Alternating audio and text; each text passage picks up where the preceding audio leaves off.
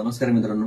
मागील काही दिवसांपासून आरटीओचं नाव वापरून एक स्कॅम चालू आहे. तुमच्या व्हॉट्सअपवरती एक मेसेज येतो. त्या मेसेजमध्ये तुमच्या वाहनाचा नंबर दिलेला असतो आणि त्या मेसेजमध्ये असं सांगितलं असतं की तुमच्या वाहनावरती सीसीटीव्हीद्वारे इमेज कॅप्चर करून एक चालान इश्यू झालेलं आहे आणि हे चालान भरण्यासाठी किंवा त्या चालान संदर्भात तुम्हाला कुठली क्वेरी असेल तर ती कंप्लेंट रजिस्टर करण्यासाठी तुम्हाला एक वाहन परिवहन नावाची एक एपीके फाईल तुम्हाला त्यामध्ये पाठवली जाते आणि ती फाईल डाउनलोड करून तुम्ही ते चालान भरा असं त्यामध्ये सांगितलेलं असतं. परंतु ही फाईल जर तुम्ही डाउनलोड केली तर तुमचा डेटा चोरला जाऊ शकतो किंवा तुमची आर्थिक फसवणूक होऊ शकते. एक महत्वाची गोष्ट लक्षात घ्या, आरटीओ विभागाद्वारे किंवा ट्रॅफिक पोलिसांद्वारे असं कोणतेही वाहन परिवहन नावाची फाईल ही तुमच्या व्हॉट्सअपला कधीच मेसेजद्वारे पाठवली जात नाही. जर तुमच्या वाहनावरती कुठलं चालान झालेलं असेल तर ते चालान भरण्यासाठी किंवा चालानच्या मेसेजसाठी तुम्हाला फक्त तुमच्या आरटीओला रजिस्टर करताना जो तुम्ही नंबर दिलेला आहे मोबाईल नंबर, त्याच मोबाईल नंबरवरती टेक्स्ट मेसेज आलेला असतो. आता हा टेक्स्ट मेसेज आल्यावरती पण तो जेन्युइन आहे की नाही हे कसं चेक करायचं? आपल्या शासनाचे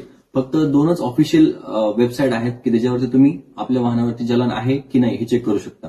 जर तुमच्या वाहनावरती आरटीओचं कुठलं चलन असेल तर त्यासाठी echallan.parivahan.gov.in अशी वेबसाईट आहे.